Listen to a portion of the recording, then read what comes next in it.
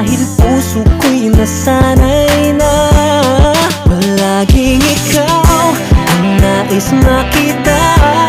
Ganyan lagi ang aking nadarama.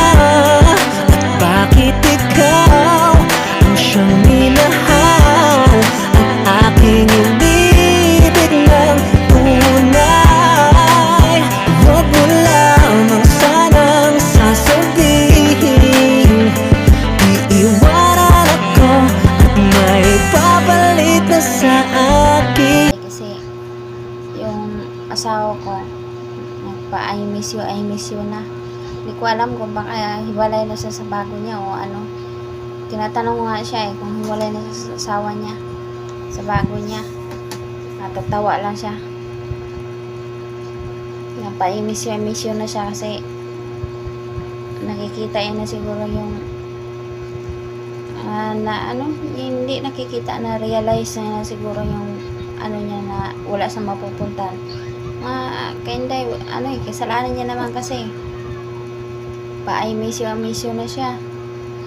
Wala, ayaw ko lang talaga makipagbalikan sa kanya kasi kahit sabihin mo wala akong boyfriend, hindi naman ibig sabihin na ayaw ko makipagbalikan kasi may boyfriend pero wala pa akong boyfriend.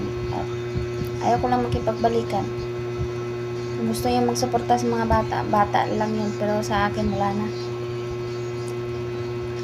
Ayaw ko na talaga kasi ayaw ko na masaktan ulit. Ayaw ko na rin alam mo yung marami kang iniisip. Ayaw ko nang ganun. Gusto ko mga bata na lang, mga bata trabaho na lang talaga ako. Sa mga kainday, pag nakasahod ako dito, tigil na ako sa trabaho. Gusto ko nang alagaan mga bata, lalo na tong bunso ko. Hindi na makapasok ng maayos kasi nga wala, hindi na sila maalagaan. Magsi-cellphone na lang talaga sila lagi. Kaya sa isang linggo, may 4 na araw na sila pasok, 3. Lalo na ito panganay ko, puro lang absent. Hindi ko na sila maalagaan ng maayos Kaya sana guys, supportaran nyo pa po yung mga video namin. Ang gagawin ko na to, araw-araw na ako magda-download. Gutom ka na. Kumain ka na, bangon na. Gutom na yan. Kunin mo na doon yung kanin natin para makakain na to. Nilipat kami ng bahay mga kainday kasi pangit ang bahay namin dito. Kunin mo na doon ng kanin niya kasi kakain na to. Gutom na to. Anong oras na 11 na.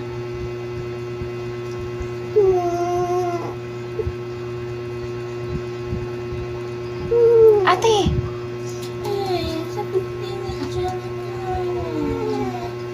Masakit-sakit ka sa tiyan mo. Kunin mo na doon. Lapit-lapit ng nga.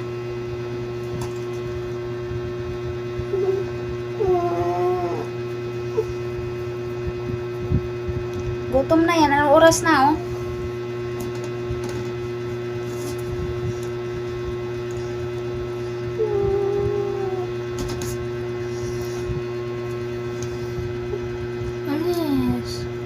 ko lang talaga mga kainday na tigil na talaga ako sa trabaho kasi ako din napapagod na rin ako sa kasi pagdating nito hindi ako makatulog na maayos. Tapos ang layo pa ng trabaho ko. Pero okay naman yung boss ko kasi nga halimbawa pag hindi ako makapasok sabi ko nga maging backup na lang ako kasi pwede naman maging backup ako mga kainday. Ito na, bangon. Kasi anong oras na, grabe pawas ko mga kainday. Ganon na, kayong gamot sa pawisin mga kainday, ganon na talaga mukha ko, pawisin. Hindi ko alam kung bakit. Grabe ako magpawis sa mukha. Mukha lang talagang pawisin. Hindi yung ayan na, may talong at saka may torta.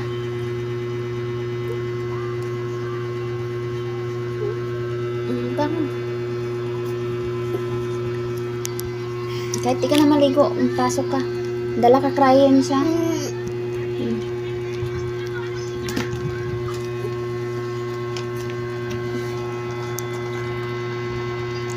Wala talaga ako ibang iniisip mga kanday kundi mga bata. Tulad kahapon. Naano ka? Di sumuka ka doon. Hi guys, update ko lang sa mga kainday sa video. Sa mga video natin at thank you so much sa mga nagsuporta sa atin. At sana masuportaran niyo pa ako ng maraming salamat po. Minsan lang talaga ako nagbibideo kasi tingnan mo naman ako lang tulog. Kanina anong oras na ako nakauwi. Overtime kami. So mga kainday, sana magkasahod naman ako sa mga YouTube ko. Ano makasahod hindi nga ako nagda-download. Update ko lang pala ito dito sa mga kainday, sa may nabasa kasi ako sa sa Facebook. Hindi ko lang sasabihin yung pangalan.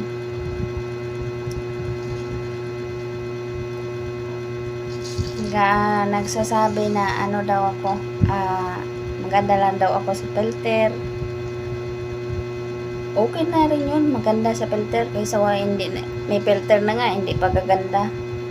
Wala na ibang wala na ibang, siguro nga kasi hindi ko lang alam kung may pinarinig yan o basta hindi ko na sabihin itong pangalan, malalaman nyo rin yung sino. Naamin ko naman mga kainday, hindi naman talaga ako totaling maganda. Ko lang, makabidyo lang ako or makatrabaho para sa mga anak ko dalawa. Siyempre, single mother po ako. Kailangan ko talaga makabidyo. At thank you so much kasi andyan kayo suporta. Sana huwag kayo magsawa sa pagsuporta sa amin. Sa akin pala, hindi sa amin. Sa amin ang anak ko. Tulog pa sila mga kainday. Ay pasok sila mamaya. Alas 12. Anong oras na? Alas 11 na. Yung panganay ko mga kainday laging absent. Bunso ko laging absent kasi nga hindi ko na sila mabantayan.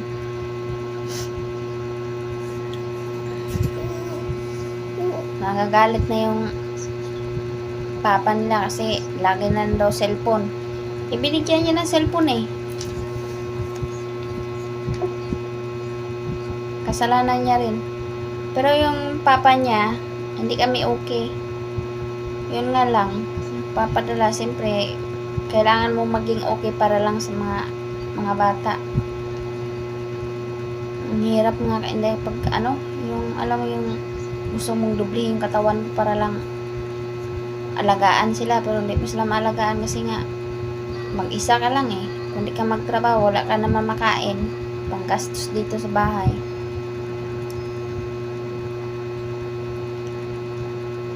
Pasensya na kayo mga kainday ha, kasi ang mata ko parang yung alam mo yung parang puyat na po, yung parang lasing, pero hindi yan lasing. Hindi ako umiinom mga kainday. Talagang gano'n nagkagamok ang mata ko na parang iwan kasi nga sa puyat. Wala, kulang sa tulog lagi. Malapit ng December mga kainday, sana magkasahod ako bago mag December. Kasi pag nakasahod ng mga kainday, hindi na ako magtatrabaho. Dito na talaga ako sa bahay. Saka update mga kainday, lilipat kami ng bahay. Sa December, lilipat kami ng bahay. Yung hinuhulog-hulugan ko ng bahay mga kainday, wala. Parang hindi na matutuloy. Kasi equity pala yung hinuhulugan ko. Tapos, parang hindi na ako makakahulog ngayon. Sayang na ang pera kung hindi ko mahulugan yun. Magkano na nahulog ko dun eh. Wala eh, no choice. Kasi gagamitin ko yung pera.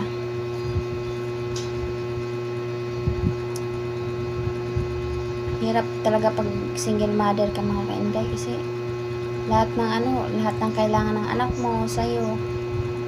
Tapos padala papa nila kulang lang. Okay na rin kasi nakakabayad kami ng bahay. So padala ng papa nila. Kahit di kami okay pero alang-alang ka sa mga anak.